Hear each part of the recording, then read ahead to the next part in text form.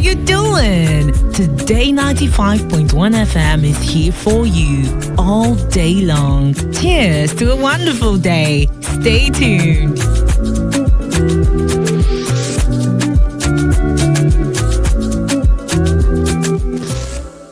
Yes, Nigeria is a potential jewel of Africa, if you want to put it that way. But we have never attained that position.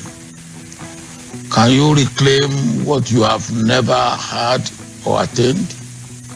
At the first meeting of the United Nations General Assembly, attended by Prime Minister Tafawa Balewa, for the admission of Nigeria as a member of the United Nations on October 7, 1960, Nigeria was referred to as giant in the sun. As at that time, the expectation of Africa and the rest of the world was for Nigeria to be a giant in the world. But over the past 63 years, we have not lived up to expectation. We have disappointed ourselves. We have disappointed Africa. We have disappointed the black race. And we have disappointed the world. But the beginning of charting a new course for ourselves is to admit our failure, because we have not always put the round peg in the round hole. We are carried along by ego, an emotion of selfishness, and self-centeredness, ethnic and religious jingoism, with total lack of understanding of the world we live in and gross misunderstanding of what development entails. We do not need to look far for the remote causes of banditry, Boko Haram, kidnapping, and other organized crimes. We are living dangerously on a keg of gunpowder, driving more people into poverty through good policies poorly and thoughtlessly implemented, or bad policies and no policy at all. Adequate emphasis is not placed on leadership as the crucial and critical defining and decisive factor in determining the shape, form, direction, speed, content, and trajectory of development for any human organization, and especially for a nation like Nigeria. If you ask most of our leaders why they want to be in the position they are craving for, you will weep for your nation over their level of emptiness as far as development issues are concerned. Well, former President Olusegun Obasanjo speaking there at an event yesterday. He spoke virtually at the event yesterday, and other notable Nigerians equally made presentation at that event. A book by the former Minister of Trade and Investment, Olusegun Oganga, in parts of somewhere in our country. And then, parts of what the president, former president, spoke of is trending in so many ways. Some of our leaders have empty heads and many other things said in that regard. But I just wanted you to listen to it for yourself. Let's also listen to the chairman of political parties pass a vote of confidence on INEC chairman Mahmood Yakubu. They say INEC performed well. They really performed well. The introduction of technology made our elections seamless. These are chairmen of political parties in Nigeria. They came together, they had a conference, and they passed that vote of confidence on the INEC chairman. Take a listen.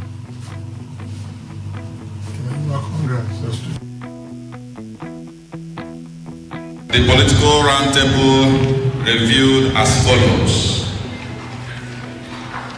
The National Roundtable reviewed the technological innovations introduced by the Commission, including the Bimodal Voters Accreditation System, BVAS, and the INEC Result View Portal, IREV, and commended both innovations as having helped to strengthen the integrity of our elections. The National Roundtable reviewed the pre-election internal discipline mechanism adopted by INEC, which helped reduce internal wrangling within the political parties and the tendency for factionalization of the political parties. I beg to digress a bit on this particular point. The Roundtable have viewed seriously that there is no political party in Nigeria that doesn't have one or two issues in terms of their internal arrangements. However, we are calling on the man at the saddle of the seat of INEC to make sure, just like he have already started prosecuting Rex, who made the mess of the election, for example, in Adamawa State, to also narrow down their eyes on the staff of the commission that have decided to play a role of politicians instead of civil servants. It's time to shake and reshuffle the commission so that those staff that are causing confusion in the commission can be weeded out. Having said that, the National Roundtable reviewed the pre-election political parties and political actors were responsible for the vast majority of the tension and concerns about the election, and INEC conducted itself relatively in this area. The National Roundtable reviewed the preparation and pre-election logistic deployment by INEC and agreed that the Commission was punctual in meeting up and completing all its activity checklists on schedule, including logistics deployment of non-sensitive and sensitive materials. The National Roundtable reviewed the role of the BVAS in the electoral process and the roles deployment of both innovations is playing in the various tribunals to prove the actual outcome of the elections. The National Roundtable reviewed the modus of collation and announcement of results and decried the wrongful use of armed security personnel to compromise the electoral process at the collation centers and called for introduction of the use of technology in this aspect of the process. The National Roundtable reviewed the post-election application for certified true copies of relevant election documents by both petitioners and respondents at the various election tribunals and commend INEC for making available the copies of the huge volumes required, including the digital reports of the BVAS and IREV. This, the Roundtable admits, reinforces the credibility of the election and the neutrality of the Commission. The National Roundtable reviewed the outcome of the 2023 general election and adopted the fact that this was the most politically diverse National Assembly in the history of our country and in the history of our democracy, with no fewer than 6 political parties having representatives in the National Assembly. The Roundtable observed that in the House of Representatives, members from the minority parties are in the majority in the House, showing a truly representative House as voted by the people. The Roundtable agrees that this speaks directly to the integrity and credibility of the election and commended the Commission for performing well in this regard. The National Roundtable therefore frowns at the stereotype attack on the chairman of the Independent National Electoral Commission, Professor Mahmoud Yakubu, who happens to be the same person that put everything online to push through the technological innovations and reforms, cleaned up the voter register, is prosecuting and disciplining staff as high as the State Resident Electoral Commission, insisted that BVAS must be used for the election. Roundtable plays the role of some local civil society organizations on this unpatriotic and selfish report, election observation report of the EU, which falls below standard. The roundtable wondered how the EU could rely on the report of few observers.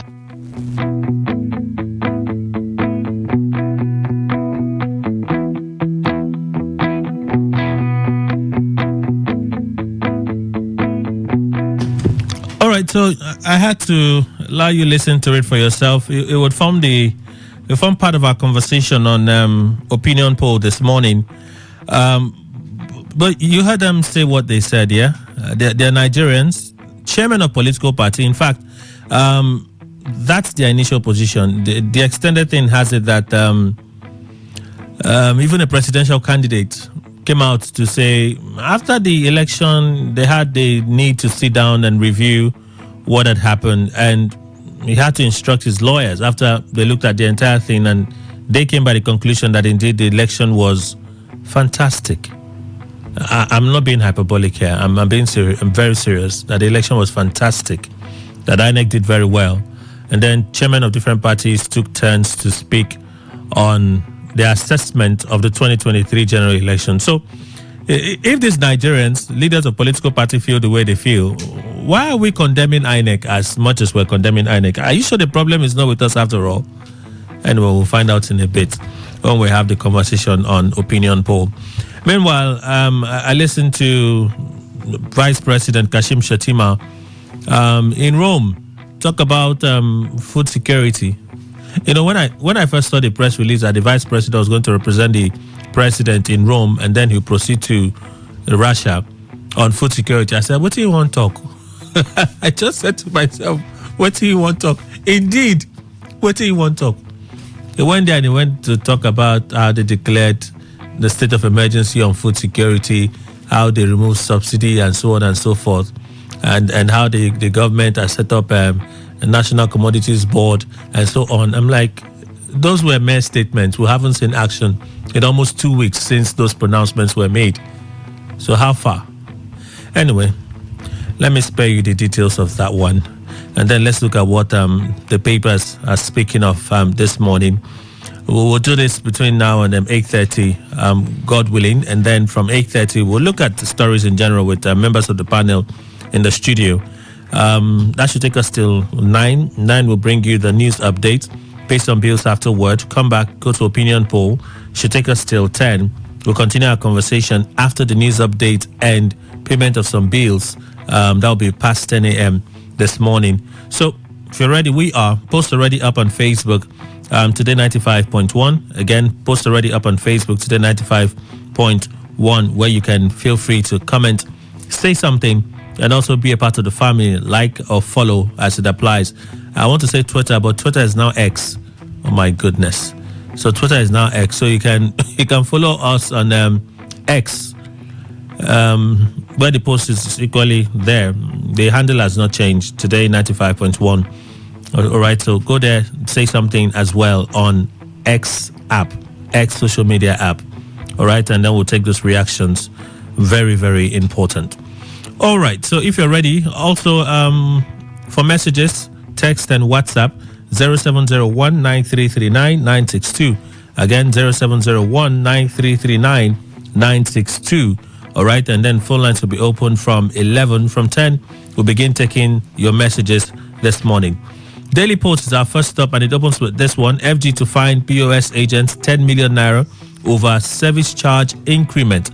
All right, FG to fine POS operators 10 million naira over service charge increment. The federal government has said point of sale agents found guilty of price fixing will pay a fine of up to 10 million naira or 3 months in prison as a sentence.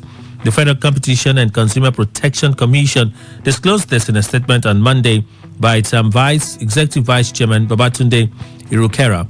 Recall that the POS operators under the aegis of the Association of Mobile Money and Bank Agents, AMBAN, had increased their service charge for withdrawals and deposits. Consequently, the FCCPC entered an order and notice served on the executives of AMBAN prohibiting POS agents from further implementing the price increment. The Commission warns that disobedience of its ONC would be met with severe punishment. Let's move on. Nigerians cannot afford to bear the brunt of fuel subsidy removal in isolation, TUC tells Tinubu. The Trade Union Congress TUC on Monday applauded the decision of the federal government to remove fuel subsidy, but lamented that the persistent call for sacrifices on the part of citizens is no longer tenable. Festus Osifo, president of TUC, while briefing the media on the state of the nation, noted that the federal government never reciprocates the sacrifices made by Nigerians. He urged the Tinubu-led administration to show good example by cutting the cost of governance, stressing that the proposed purchase of new vehicles for the 10th National Assembly is unpalatable given the current situation in the country. Osifo said placing the burden of fuel subsidy removal completely on the shoulders of the masses while those in power continue to bask in wealth is unjust. All right, there's another part to that story. We'll look at it in a moment. Those afraid of Atiku reclaiming his mandate sent Boko Haram to silence him. PDP. Those afraid of Atiku reclaiming his mandate sent Boko Haram to silence him. PDP. The People's Democratic Party has said those unsettled by the bid of its presidential candidate Atiku Abubakar to reclaim his mandate are behind the plot to silence him. The PDP called for a comprehensive investigation into the attempt by Boko Haram members to attack Atiku. The PDP spokesperson Debo Logunagba says the party is alarmed by the reported foiled terrorist attack on Atiku. The statement reads in part, the PDP insists that by the confession of the arrested assailants, the plot has the paw marks of a sponsored attempt on the life of Atiku Abubakar, ostensibly by forces who are unsettled by his bid to retrieve his mandate at the Presidential Election Petitions Court. Our party believes that the intent of the sponsors of this evil plot is to silence our presidential candidate, massacre innocent Nigerians, and cause chaos, confusion, and anarchy in the polity. 30,000 naira minimum wage is criminal. I pay my cleaner 60,000 naira. Oshomole, I would have thought you even pay higher. You are a former governor, former national chairman of the APC. So it's 60,000, not even small. Edo North Senators Adams Oshomole has condemned the 30,000 naira minimum wage. Oshomole described the current minimum wage as criminal wage, stressing that he pays his cleaner 60,000 naira. He was on Channels TV Sunday Politics, where he said the current minimum wage is not enough for workers. He said what we call minimum wage is a criminal wage. I can tell you what I have decided to pay my cleaner. Now, my cleaner is just a primary school leaver. I'm not sure she even has a school leaving certificate, but she's knowledgeable enough, all right, to clean the house. I found myself unable to pay her less than 60,000 naira. In fact, 60,000 naira. It's about my conscience. I'm trying to imagine what she has to pay for, a house. She told me she has 4 children. Wow. And so increase the money now. Are you not Oshomole after all? Increase the money. You can pay her 150k. What is 150k to you? Presidential Election Tribunal, Wike Makinde monitoring judges for Tinubu. Atiku's aide alleges. Frank Schreiber, Special Assistant on Public Communication to the People's Democratic Party, PDP presidential candidate Atiku Abubakar, has accused the former Rivers State Governor Nyesom Wike and Governor Seyi Makinde of Oyo State of constantly monitoring judges of the Federal Presidential Election Petition Tribunal as it begins to wind down. Schreiber said it is curious that Wike and Makinde both traveled to Plateau State to attend a memorial service hosted by the President of the Court of Appeal, Justice Monica Dongbam Mesam, even though they were reportedly not invited. He says the event ordinarily was supposed to be a solemn service, but our busybody interlopers polluted the event with their shameful appearance. Well, in a statement he signed, Atiku's aide claims that Wike had been using dubious means to cozy up to judges and has been giving them gifts under the guise of welfare. He also argues that Wike's latest visit to an event hosted by the Court of Appeal president could be another ruse to influence the appellant court where the current tribunal judges are from. Well, Schreiber noted that the Chief Justice of Nigeria, Olukaide Ariwola, made a Freudian slip a few months ago when he claimed he was happy that Governor Makinde was a member of the renegade governors known as G5. And then he went on and went on. He said, Caleb Mutfwang, governor of Plateau State, as host, was invited for the program. But Wike and Makinde were gate crashers at the event. The reason is not far-fetched. They have continued to cozy up to judges just to impress their paymaster. Let's move on. Yesterday I told you that Wike was trending, I think, number 3 or so on X. It was trending number 3 on X. And part of the reason is some of the things embellished in this story. All right, let's move on. 4 Boko Haram members planning to attack Atiku arrested. 4 Boko Haram members planning to attack Atiku arrested. A suspected Boko Haram member planning to attack the People's Democratic Party presidential candidate Atiku Abubakar in Yola, Adamawa State, has been arrested. The suspect was among 3 others apprehended in Atiku's residence in Yola and handed over to the police. The suspect, identified as a 29-year-old Jibrila Mohammed, is a native of Damboa in Borno State. Mohammed says he and the others planned on attacking organizations associated with Atiku and some other sensitive locations in Yola. Others include Mohammed Bulama, 28, Ibrahim Mohammed, 27, and Musa Mohammed, 26. A statement by Atiku's media office reads, police arrest 4 suspects in plots to attack Atiku and others in Yola. And they say, we commend the police for the work that they continue to do in this particular investigation. Is it possible for them to hit Atiku? Was he even in Yola? Well, most Nigerian leaders have nothing in their heads. Obasanjo, you listened to that just moments ago. Part of the Trends audio clip we shared with you this morning. And then, Mr. Ndiko, you said? That includes yours preferably for Well, sometimes the headlines and the story realize that the actual story is not as egregious as the way the headline is captured. And that's the thing. The context is very important. So just leave the headline. It looks very hot. But the entire body, Obasanjo puts it in context. Most Nigerian leaders have nothing in their heads. You listen to that, so let's move on. Nnamdi Kanu was never in support of sit at home. Ozokeme sharing now. The incarcerated leader of the indigenous people of Biafra, Hypo Mazin Nnamdi Kanu, has doubled down on his demand for the stoppage of the recurring sit-at-home exercises in the southeastern part of the country. Kanu spoke through one of his lawyers, Michael Sokeme, senior advocate of Nigeria, in a video cited by Daily Post. So let's move on. Vanguard opens with this one. Nigeria has failed Africa. Obasanjo, part of what you listened to this morning. Nigeria has failed Africa. Obasanjo speaking at the book launch. All right, title of that is Reclaiming the Jewel of Africa. Is it supposed to be Nigeria? Written by the former Minister of Industry, Trade and Investment, who also served as Minister of Finance, Olusegun Aganga. All right, let's move on from there. Take some more reports this morning. Fuel subsidy removal. TUC gives federal government 2 weeks ultimatum for negotiations to resume.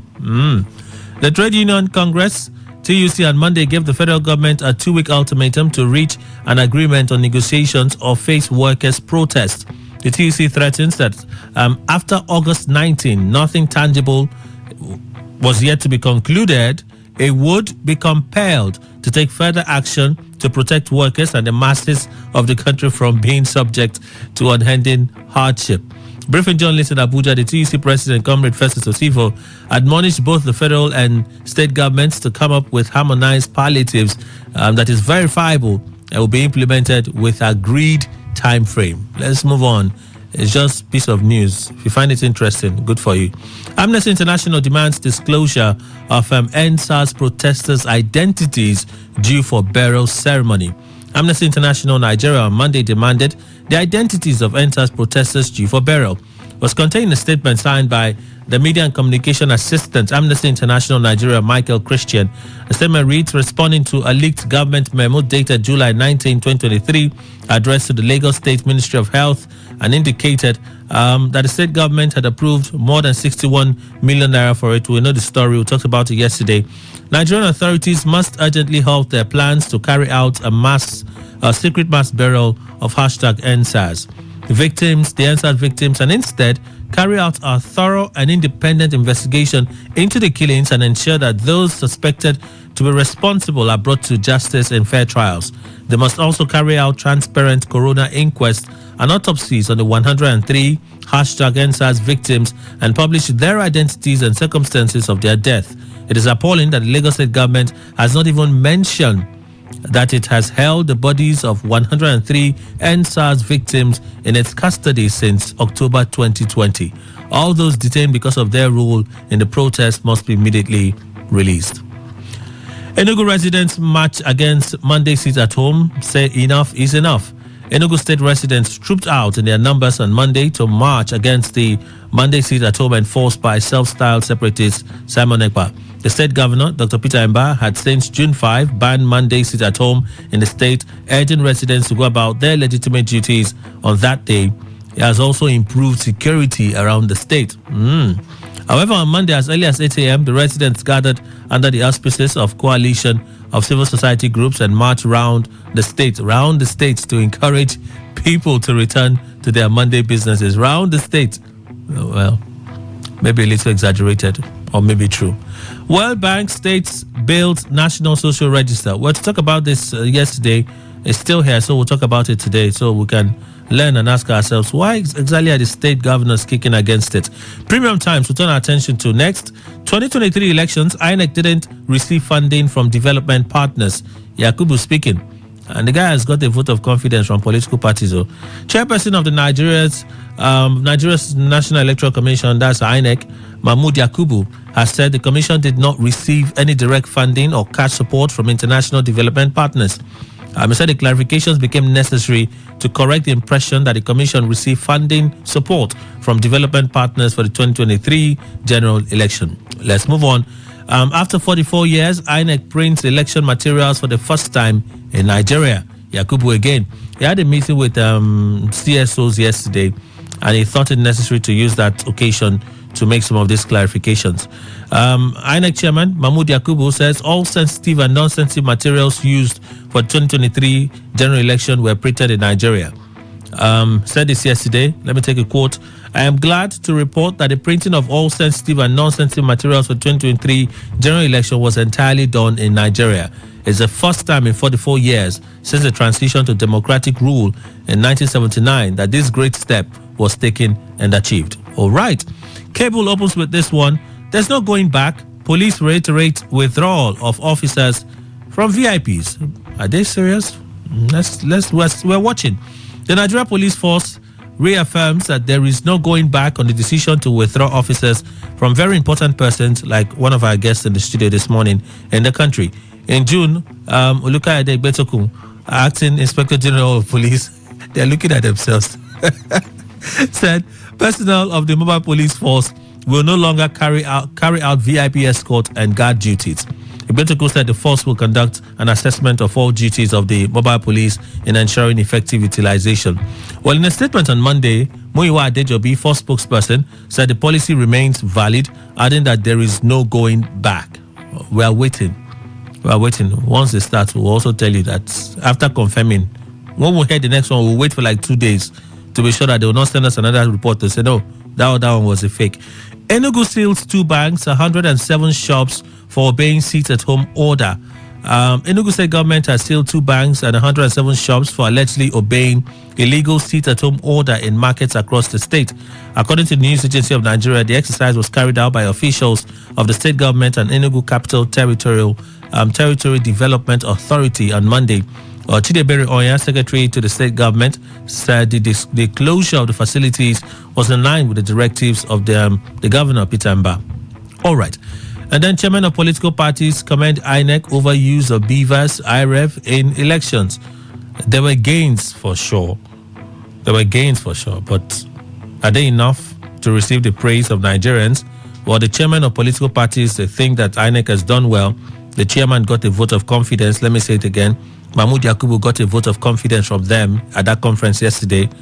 So, Tribunal sacks Labour Party lawmaker, says he wasn't party member during primary. Let me just leave this.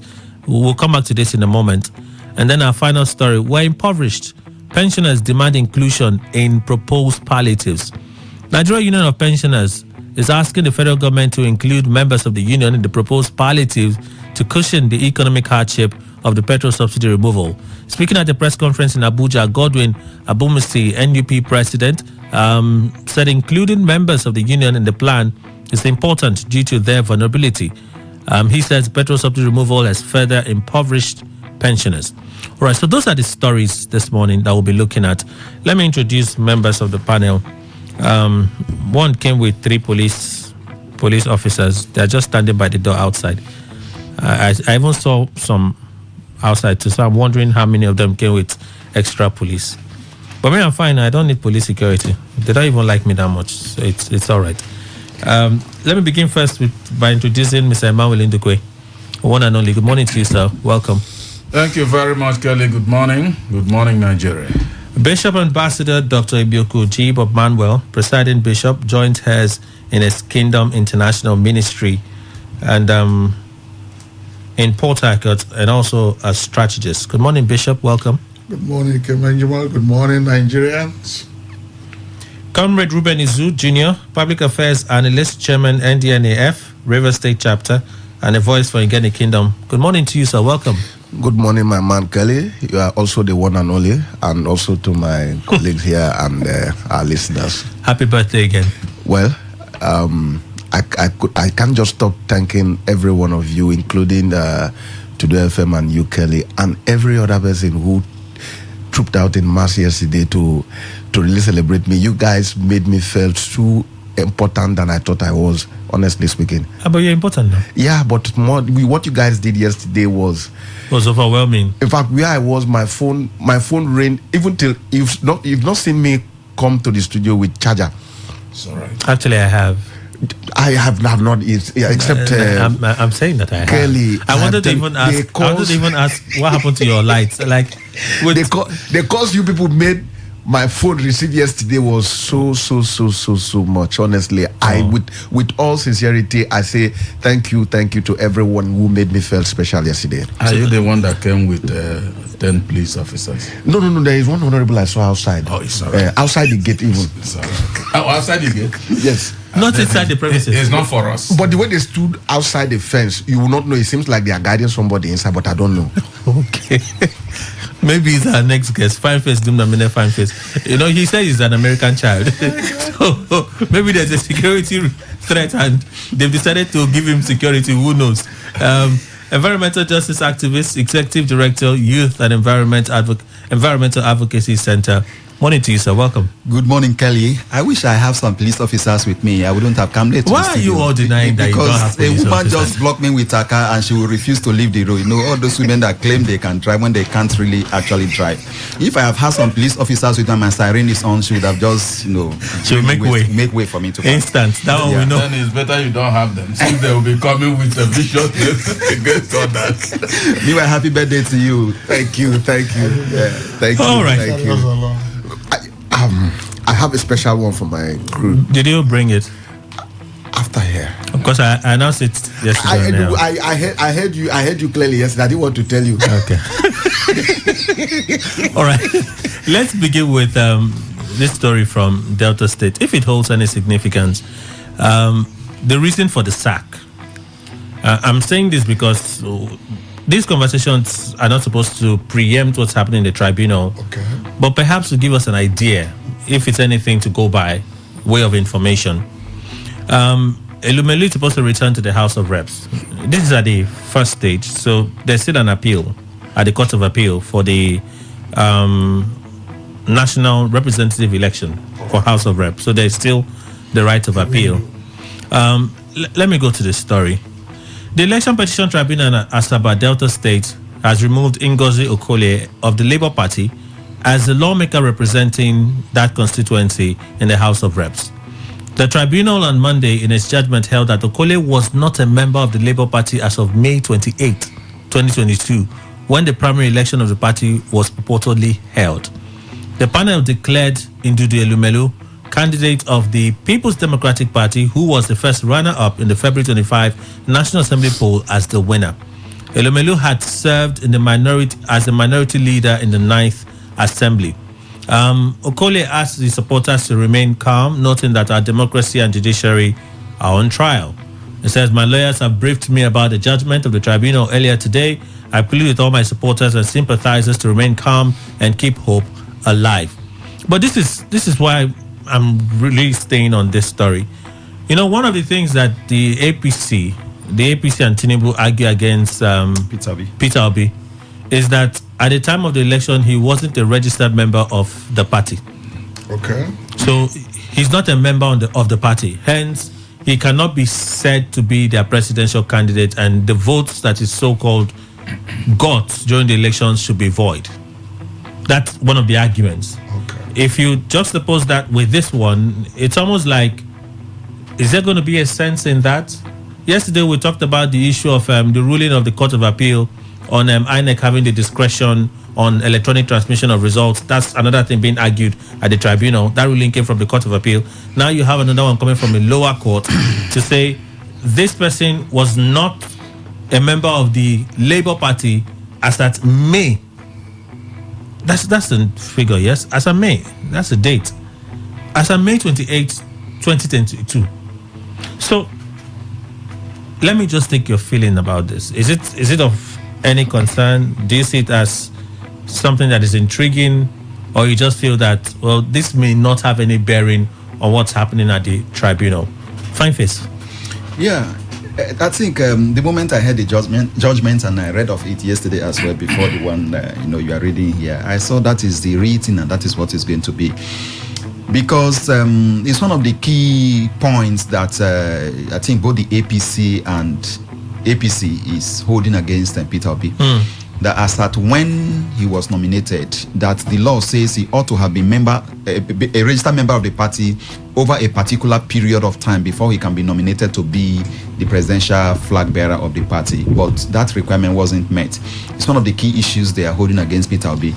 Now, from the lower court, you've seen this kind of judgment now setting the tone for what is likely going to come out of the election petition tribunal. It becomes a very big issue. But then I believe that they know a lot of these things, because oftentimes politicians think that they can eat their cake and have it back. They know what they needed to do, because every candidate running for election has a legal team that is supposed to review everything and let them know. But oftentimes they feel that they can always, have some of those shortcuts and then get into office like some politicians will say, just declare me winner and leave the rest for me to handle at the court. It becomes an issue, because it's not everybody that's can be able to have that kind of leverage in the court to be able to go away with when there is an infraction and violation of laid down law, that handle those kind of issues. So what you've seen now is just the beginning of what is going to happen across the country, especially around Labour Party candidates across the country.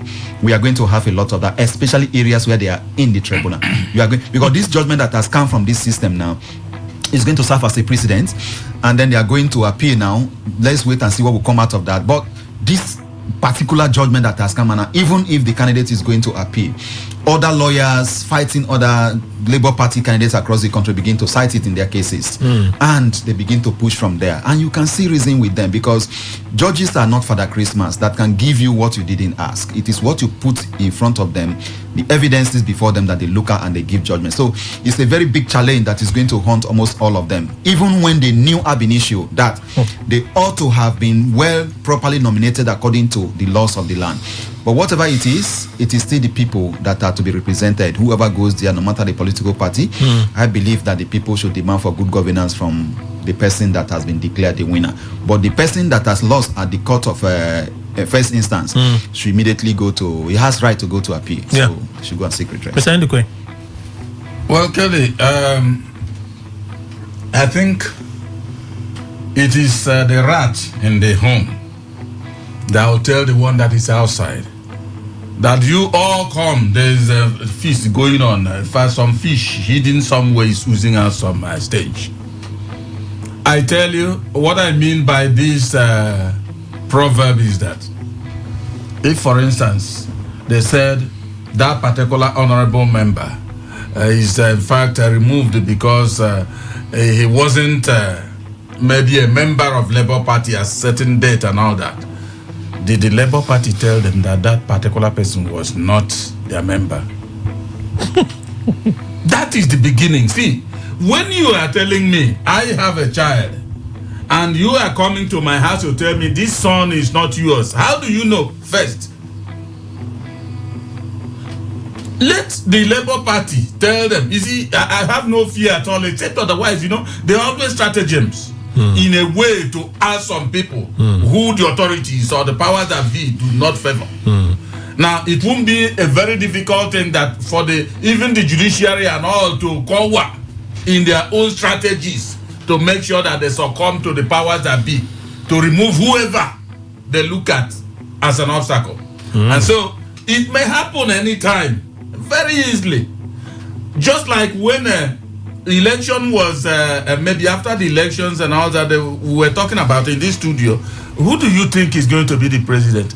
Even before the election, I said Tinubu was going to emerge because for me, my conviction is that the PDP has been there for 16 years and the APC will want at least to equal that feat. And the powers that be, if they support Tinubu, it's all over. Every other person will be wasting time. And that's what later happened. Whether he won well or he didn't win well, but the issue is that he is the president today.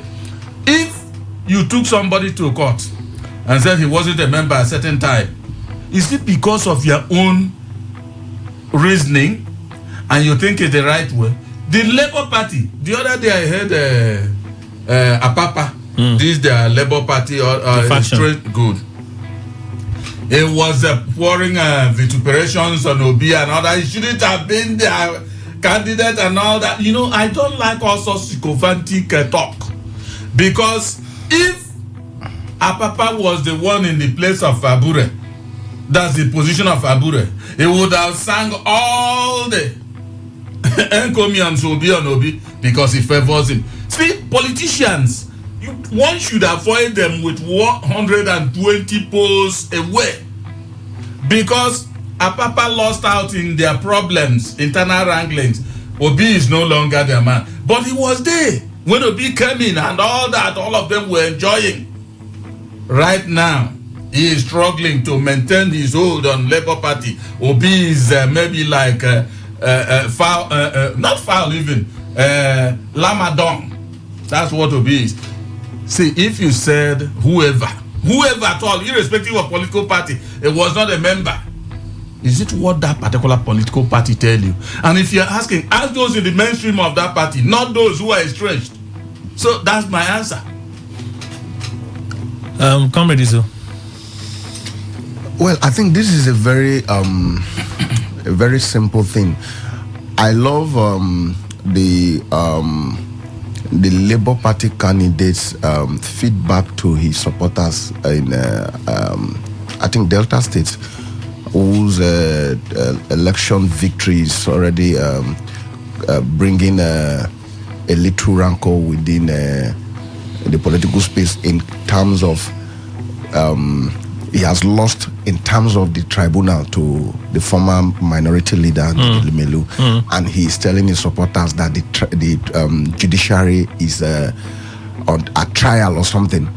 I don't think the judiciary is in any way the choice of words he used. It seems like it is politicians that are testing the strength of the judiciary. I choose to differ from that position of his. The judiciary has made themselves a mockery. They have made themselves a mockery. In terms of what we are saying here, I am not a lawyer, but I am aware that the Constitution of the Federal Republic of Nigeria is the major and source of every other organization's source of legality. Before you do anything, it must conform to the grand laws of the Federal Republic of the country. Every political party's laws and whatever is a subject to the Federal Republic law. Now, I am aware, I stand to be corrected by lawyers learned, that indeed what the tribunal has passed a judgment based on the Constitution is a fact. You must be a member. I stand to be corrected. You must be a member of a political party for a certain given period of time before you have the opportunity to contest and have a sole ticket. I stand to be corrected though. Okay. Some lawyers can correct me if I am wrong, but I am aware as a layman that is it. But the fact that what surprises me most in the judiciary and how they messed up themselves before themselves, and to those of us who are not learned, as they always call themselves learned, is the same thing that brought about even the emergence of the former Senate president, the emergence of others, that the Constitution said you can't at the same time purchase form to contest for two different offices. That's right. But the same persons who violate this same Constitution will come to you and get judgment. And you tell me that the judiciary is on trial. You have so tried yourself and have made yourself what you are. You also recall, and let me take from what Fine Face Dunamene had mentioned. The court is not Father Christmas. It is the prayer you take to the court that the court will look at. Sometimes when that prayer did not follow process, that's when they talk about technicality.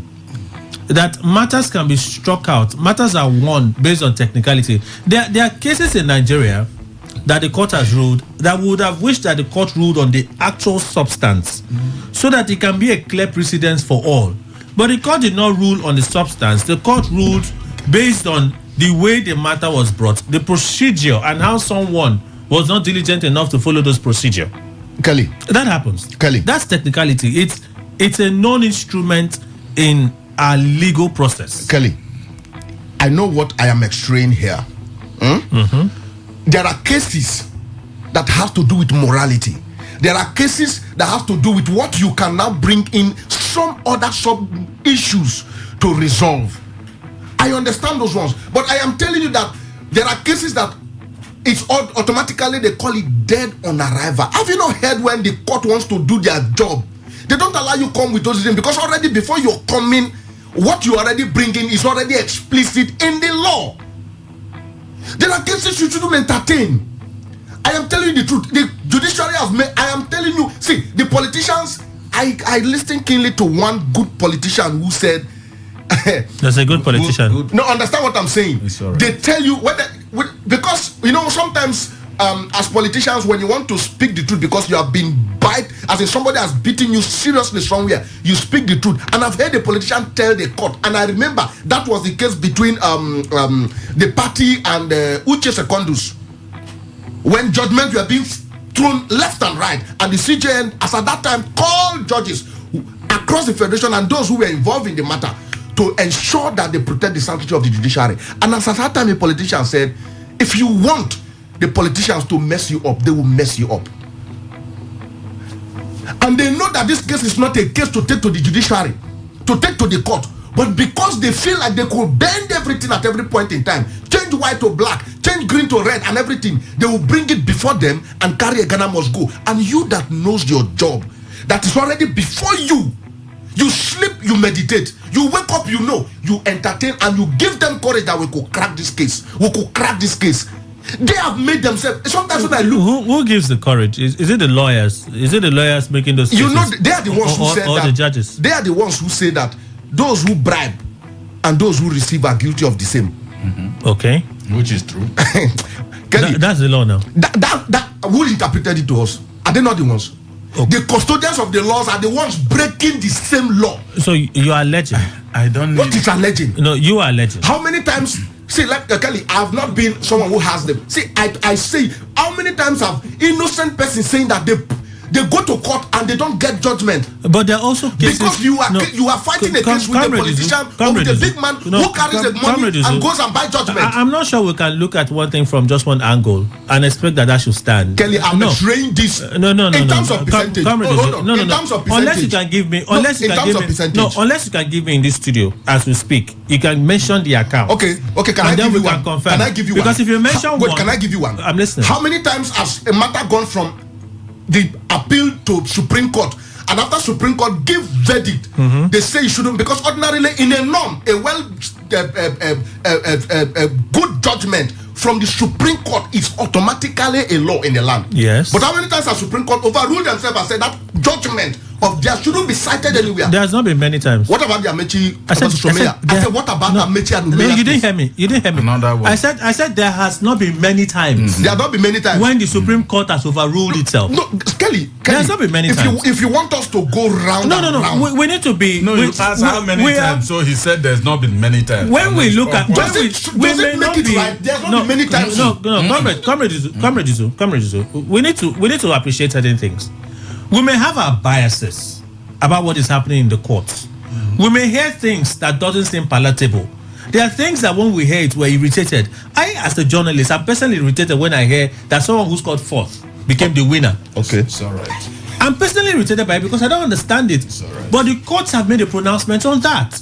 Did the same court not make a pronouncement on President Buhari? You erred. You do not have the powers to unilaterally redesign our currency, withhold it from circulation. That also came from the court. The court also ruled in cases in Rivers State where they said, hey, you want to argue that this election is from the card reader is fraud. We don't know the card reader as an instrument in our laws in Nigeria, so it cannot stand. There are many laws, many things that the courts have ruled on in this country.